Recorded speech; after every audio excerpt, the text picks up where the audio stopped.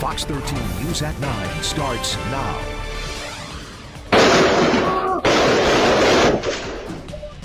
New tonight, violent video out of South Memphis shows a person shooting a man at a parking lot of a gas station and then running away. The man shot in this video actually survived. Thank you for being with us tonight at 9. I'm Daryl Green. Darcy Thomas is off this evening. Now tonight, the hunt for that man who pulled the trigger enters its second week. Troyce Grant is live in South Memphis tonight, close to where that shooting happened. Troyce, you were able to get your hands on this very disturbing piece of security video. Yes, very disturbing indeed, Daryl. Now, when you look at that video, you'll see that the suspect came out of nowhere and shot the man from behind repeatedly. Now, before you watch this video, we want to warn you, it is very hard to watch. You know, before we get into the video, I just want to say it's obvious that the Most High was with that brother. The brother gets shot in close range multiple times, hobbles away, and, you know, the shooter proceeds to try to end him off, and he still survives. No weapon formed against that man shall prosper. The Most High was with that man. So God bless that brother, and I hope that he's all right, because it's very unfortunate that you have these type of situations. Obviously, we don't know the details, but when it comes to something like that, you know, you have to look at it like the Most High intervening. You know, he probably was on the right path. Just when it comes to that situation of survival, the Most High probably had a better plan for this brother. So I just hope that the brother's okay. And, you know, it's just very unfortunate that you have these type of situations that take place in our communities, you know, especially in inner city. A place like Memphis, we already know Memphis is like one of the places where it's like violent and just out of control, just when it comes to the chaotic element, shootings, and there's just so much with that, especially when it comes to our people. So, you know, a city like Memphis is not even a surprise.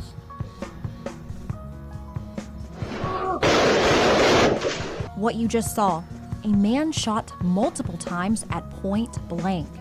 This shooting happened at 2:45 in the morning at a gas station on South Parkway and East Mississippi Boulevard. This video was taken from a surveillance camera at that gas station. It begins with the victim hanging outside the convenience store.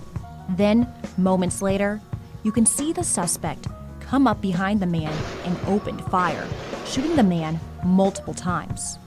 The victim then falls to the ground.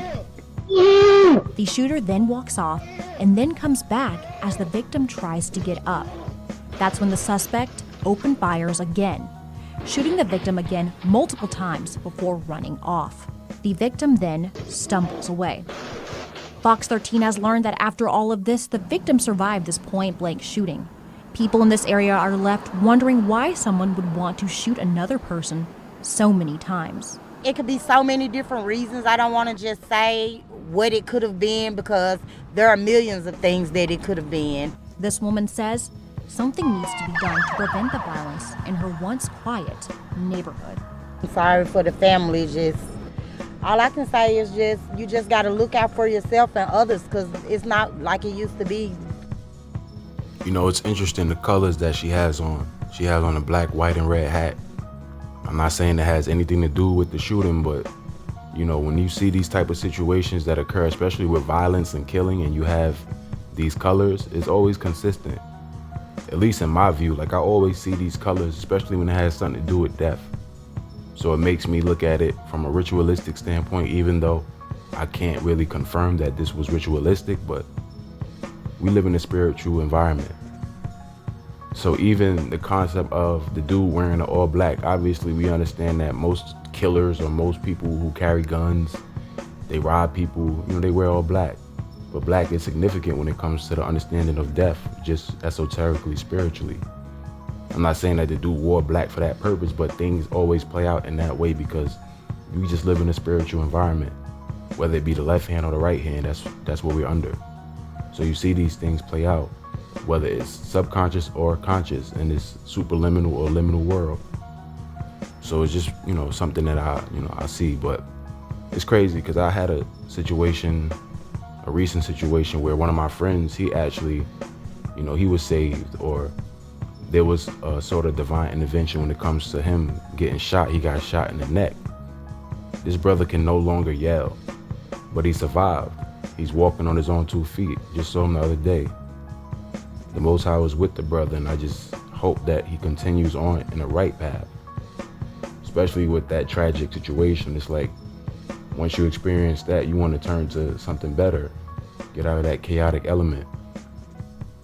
So I just hope nothing but the best for the brother, as well as my friend, because it's just crazy. You get shot in the neck. But he survived, so that's a blessing, man. It's a blessing.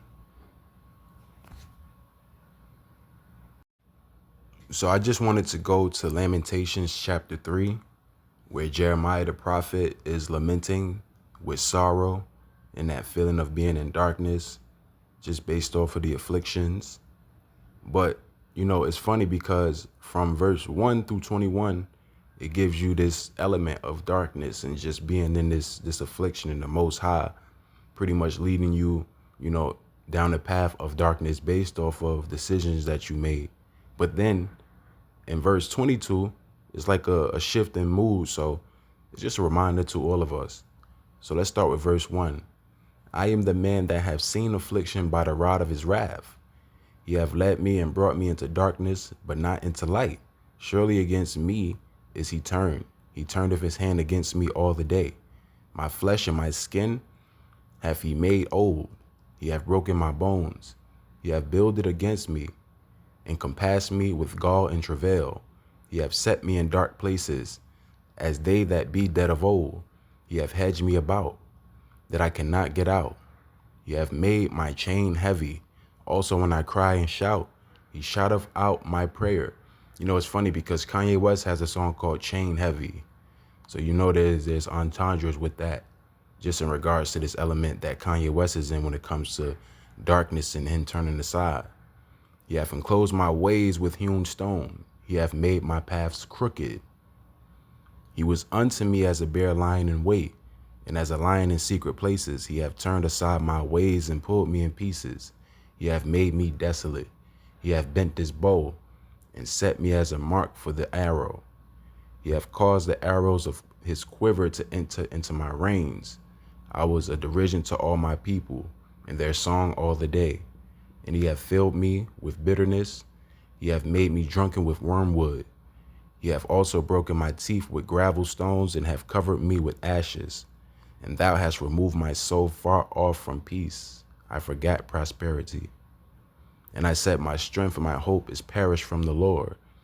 Remembering mine affliction and my misery, the wormwood and the gall. My soul hath them still in remembrance, and is humbled in me.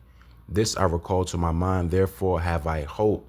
Yes, I've been going through all these things, but I still have hope. I still have hope.